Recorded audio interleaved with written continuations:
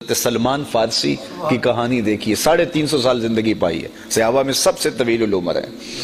ایک مجوسی کے بیٹے تھے، حق کی تلاش میں نکلے، باپ نے گھر سے نکال دیا، ایک پادری کی خدمت کی، مرنے لگا پادری، تو اس نے کہا کہ اب تو غموریہ چلے جانا، وہاں کا پادری خدا رسیدہ ہے۔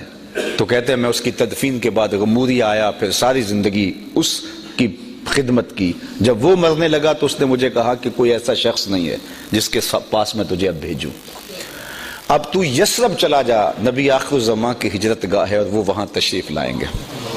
کہتے میں نے اس کو کہا کہ کوئی اور بھی تو ادعائے نبوت کر سکتا ہے، میں دھوکہ نہ کھا جاؤں، کہاں کہاں کی ٹھوکریں کھائی، ماں باپ کا گھر چھوڑا، بستے باغ چھوڑے، تو مجھے کوئی نشانی بتا دے۔ اس نے کہا 3 نشانیاں ہیں، صدقہ قبول نہیں کرے گا، ہدیہ چھوڑے گا نہیں، اور تیسری بات اس کی 2 کندھوں کے درمیان مہر نبوت ہوگی۔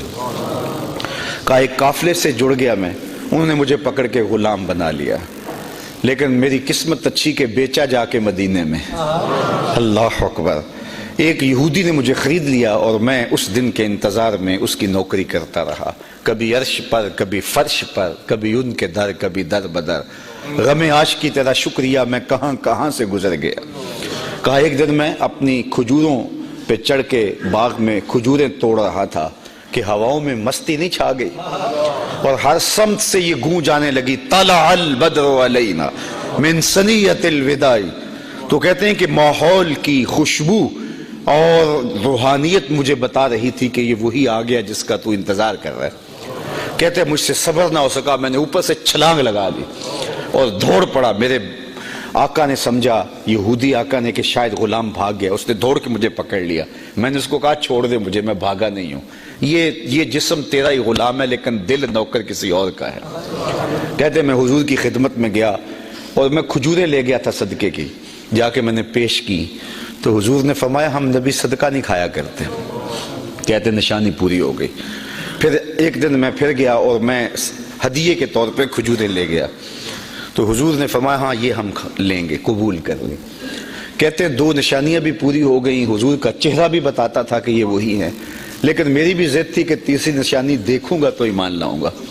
ایک دن میرے باغ میں حضور آئے اور آقا کریم نے اپنے مبارک کندھے کے اوپر کپڑا ڈالا ہوا تھا اور جو مہر نبوت والی جگہ تھی وہ چھپی ہوئی تھی۔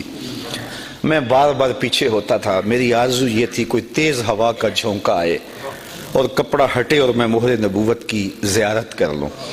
کہتے ہیں کہ حضور میرے ارادہ قلب سے آگاہ ہوئے، فَأَلْقَى إِلَيَّ رِدَاءَهُ، حضور نے چادر خود ہی اتار کے میری جانب پھینکی اور پھر اپنی پشت کو پلٹا کے میری جانب کر کے کہا انظر إِلَى مَا أُمِرْتَ بِهِ، وہ پادری جو بتایا تھا دیکھ لے آ کے۔ تو کہا میں نے دیکھا کہ حضور کے 2 کندھوں کے درمیان مہر نبوت